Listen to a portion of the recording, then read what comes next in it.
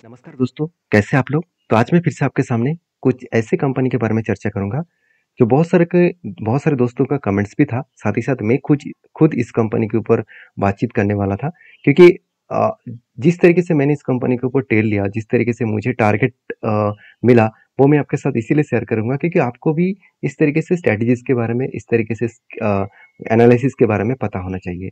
क्योंकि मेरा काम है आपको सारी चीज़ मैं मेरे इतने साल के एक्सपीरियंस के बेसिस में आपको सिखा पाऊँ और आपका काम है उस डेटा को फाइंड आउट करके उसके ऊपर डीपली रिसर्च करके काम करना। मेरे तरफ से कोई भी बाय एंड सेल का रिकमेंडेशन कभी नहीं होता है क्योंकि मैं कोई सेबी रजिस्टर्ड पर्सन नहीं हूँ। तो फर्स्ट जो कंपनी उसका नाम है आवास फाइनेंशियल लिमिटेड कंपनी। तो आवास फाइनेंशियल आप सभी जानते हैं एक छोटा सा कंपनी है, अराउंड 14,600 करोड़ का कंपनी है। और देखा जाए तो कंपनी के जो पेयर ग्रुप है वो एक फाइनेंस ग्रुप के हिसाब से है। और basically company totally housing finance के ऊपर काम करते हैं और हाउसिंग फाइनेंस में बहुत सारे बड़े बड़े प्लेयर हैं, जैसे हुडको है, LIC हाउसिंग फाइनेंस है, PNB है, साथ ही साथ आधार हाउसिंग फाइनेंस है, साथ ही साथ एप्टस वैल्यूज हाउसिंग फाइनेंस है। उसके बाद 6 नंबर में जिस कंपनी का नाम देखा उसका नाम है आवास फाइनेंस। देखिए फाइनेंस इंडस्ट्रीज में जिस तरीके से ग्रोथ हो रहा है और जिस तरीके से हाउस फाइनेंस इंडस्ट्रीज में ग्रोथ हो रहा है, तो कंपनी एक बहुत बड़ा धमाका फ्यूचर में कर सकते हैं। क्यों? क्योंकि ये बताया जा रहा है कि इंडिया के पर कैपिटल इनकम बढ़ रहा है। तो पर कैपिटल इनकम बढ़ने के बाद लोगों के मन में सबसे पहले जो अपडेट आते हैं वो है घर बनाने का। तो लोग घर बनाएंगे, घर खरीदारी करेंगे, फ्लैट खरीदारी करेंगे। उसके लिए कंपनी डायरेक्टली तो खुद की जेब से वो सारे पैसा नहीं देंगे, वो लोन लेंगे। तो लोन ज़्यादा से ज़्यादा उसको कोई भी फाइनेंस कंपनी से लोन मिले तो उसका इंटरेस्ट ज़्यादा होता है। अगर हाउसिंग फाइनेंस कंपनी से इंटरेस्ट लोन मिले तो उसका इंटरेस्ट थोड़ा सा कम होता है। तो उस बेसिस में लोग ढूंढेंगे हाउसिंग फाइनेंस को। तो आवास फाइनेंस जो कंपनी है, इस कंपनी के अभी मुझे कुछ पॉइंट्स बेस्ट लगा, जैसे नेट प्रॉफिट ग्रोथ पॉजिटिव है एंड सेल्स का ग्रोथ भी पॉजिटिव है और अच्छा खासा sales and net profit growth अच्छा दिखा। और कंपनी का ROC एक एवरेज लेवल के आसपास है और कंपनी का डेप्थ देखा जाए तो थोड़ा सा पॉजिटिव है, क्योंकि डेप्थ पॉजिटिव होना भी चाहिए क्योंकि हाउसिंग फाइनेंस का मतलब है एक NBFC है। तो कोई भी फाइनेंस कंपनी को पहले खुद को लोन लेना पड़ता है, उसके बाद दूसरों को वो लोन देकर उससे उससे जो इंटरेस्ट मिलता है उसी से कंपनी का गुजारा चलता है। तो बेसिकली कंपनीज के ऊपर जो ग्रोथ है वो कहाँ पे मैं आपको दिखाऊंगा, बैलेंस शीट में। आप देख सकते हैं बोरिंग्स एक टाइम एक 150 करोड़ था, वो भी 2013 में, मतलब 10 साल पहले। और आज वो बढ़ के हो चुके 12,300 करोड़। और रिजर्व देखिए 2 करोड़ था, वो 3,600 करोड़ पहुंच चुके। कहाँ से कहाँ तक जर्नी की आप देख सकते हैं। और कंपनी के देखिए सबसे मजेदार बात क्या है आपको बता दूं, कंपनी के हाथ में कैश कितना है, करीबन करीबन 1700 करोड़। तो 1700 करोड़ के आसपास कैश भी है और उसके साथ साथ इन्वेस्टर भी इस कंपनी के ऊपर अच्छा खासा ट्रस्ट बिल भी कर रहा है। अगर देखा जाए तो म्यूचुअल फंड ने अच्छा खासा होल्डिंग उठाया, 5% से होल्डिंग को बढ़ाकर 21% कर दिया। और FS के पास 40% का होल्डिंग था, आज 35% के आसपास होल्डिंग है। पब्लिक ने कुछ क्वांटिटी बेचा, सॉरी प्रोमोटर ने कुछ क्वांटिटी बेचा क्योंकि फाइनेंस कंपनी है, कभी कभी फाइनेंस और बैंक कंपनी के ऊपर प्रोमोटर को माल बेचना पड़ता है। तो इस कंपनी के गुड पॉइंट्स मैं आपके साथ शेयर करूँ, आप ध्यान से देखना।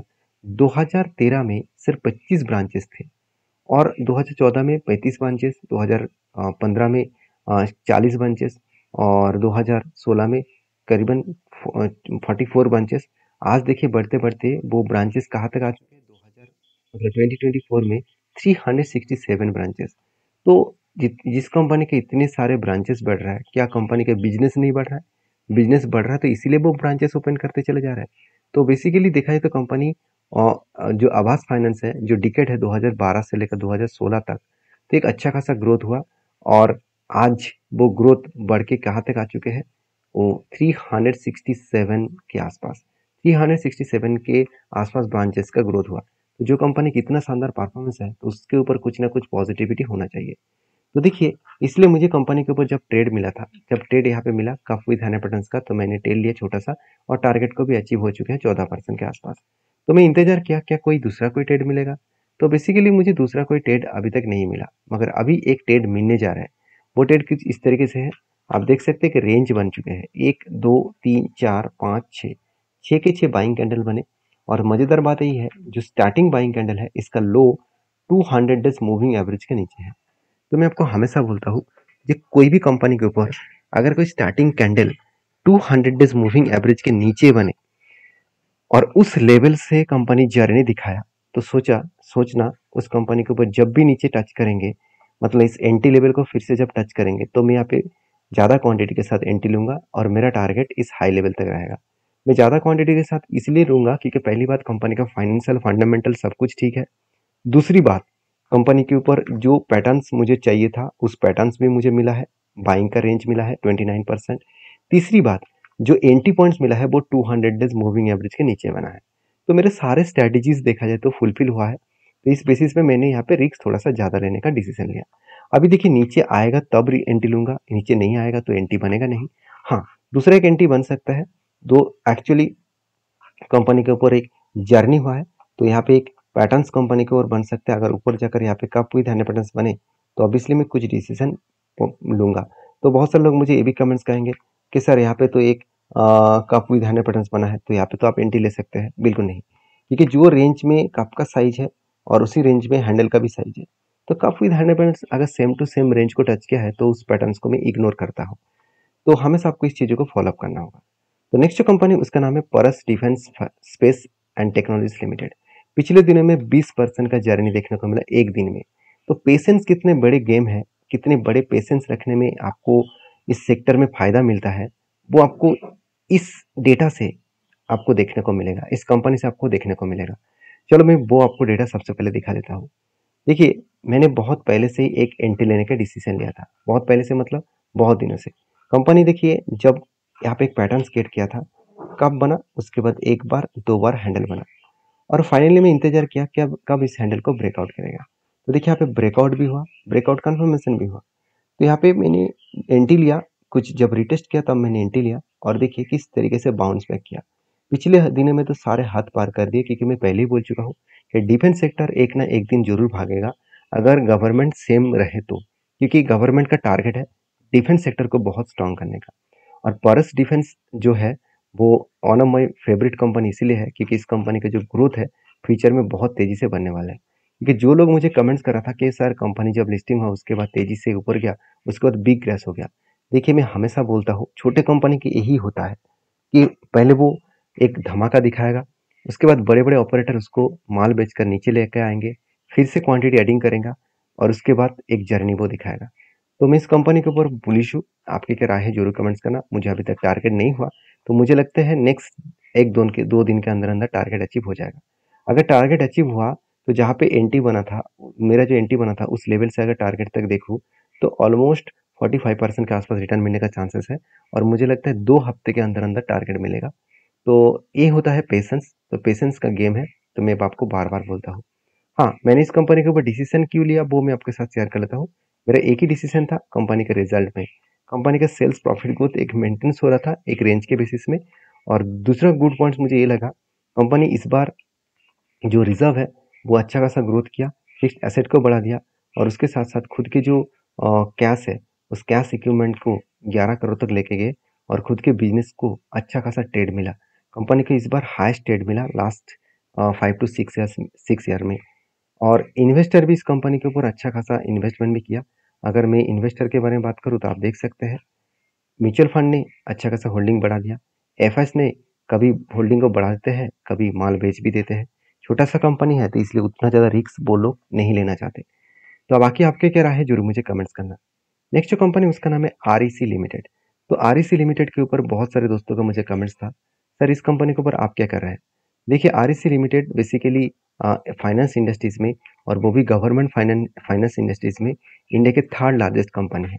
तो आरईसी लिमिटेड के बारे में एक चीज़ मैं आपको डीपली बता दूं, कंपनी के ऊपर क्वार्टर रिजल्ट देखेंगे तो हमेशा आपको एक रेंज बेसिस में पॉजिटिवली रिजल्ट दिखेगा। तो सेल्स और एक्सपेंस सब कुछ मिटाने के बाद हाईएस्ट कंपनी का इस बार रिजल्ट हुआ। और एज ए इन्वेस्टर, प्रोमोटर से लेकर एफएसडीएस पब्लिक हर किसी व्यक्ति इस कंपनी के ऊपर ट्रस्ट करना चाहता है। म्यूचुअल म्यूचुअल फंड ने कुछ क्वांटिटी ऐड किया जब एफएस ने माल बेचा। और एक एक धमाका पॉइंट्स मैं आपके साथ शेयर करूं इस कंपनी के ऊपर, अगर मैं एक बार लिख लेता हूँ आरईसी लिमिटेड, तो एक चीज आपको और भी नोटिस करने का मौका मिलेगा। तो इस साइड में जाकर आप ध्यान से देखना कि म्यूचुअल फंड ने लास्ट 2 क्वार्टर्स में कुछ क्वांटिटी को बेचा और इसका इफेक्ट डायरेक्टली चार्ट में आपको देखने को मिला। आप देख सकते हैं एक बिग फॉल देखने को मिला है। अभी इस कंपनी के जो ऊपर जब मुझे ट्रेड मिला वो किस तरीके से टारगेट देने जा रहा है आप ध्यान से देखना। देखिए, मैं पहले भी आपको बता चुका हूँ, जब भी कुछ इस तरीके से रेंज बनता है, रेंज मतलब बार-बार वो बाइंग कैंडल क्रिएट करे और वो बाइंग कैंडल का रेंज अगर 20% के ऊपर हो, तो मैं हमेशा इंतज़ार करता हूँ जब भी नीचे लेवल को टच करेगा तब एंट्री लूँगा और हायर लेवल तक टारगेट रहेगा। फाइनली इलेक्शन के रिजल्ट के सेकेंड दिन में कंपनी के ऊपर यहाँ पे टच किया और एक हैमर जैसे पैटर्न क्रिएट किया और तीसरी बात 200 डेज मूविंग एवरेज के ऊपर क्लोजिंग दिया। तो तीनों पॉइंट्स एक डायरेक्टली इंडिकेट कर रहा था कि कंपनी वो टारगेट लेकर ही दम लेंगे। तो यहाँ से एंट्री बना और यहाँ तक टारगेट बनेगा तो 28% का टारगेट मिलेगा। तो कितने दिन में टारगेट मिलने वाला है?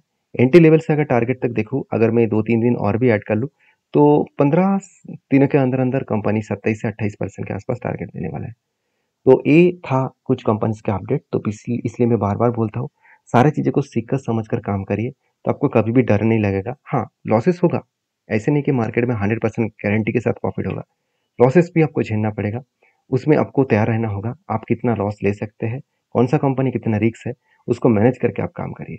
नेक्स्ट जो कंपनी उसका नाम है क्लारा इंडस्ट्रीज लिमिटेड। तो क्लारा इंडस्ट्रीज लिमिटेड एक छोटा-सा 88 करोड़ का कंपनी है।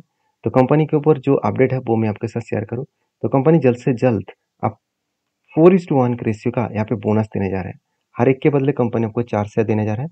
तो जो लोग बोनस पाना चाहते हैं तो इस कंपनी के ऊपर डीपली रिसर्च करें, उसके बाद काम करें। ये वीडियो टोटली एजुकेशन पर्पस में था। मैं कोई सेबी रजिस्टर्ड एडवाइजर नहीं हूँ। मैं जो काम करता हूँ वो मैं आपके साथ शेयर करता हूँ। आप प्लीज़ डायरेक्टली इस कंपनी के ऊपर बाय सेल मत कर लेना।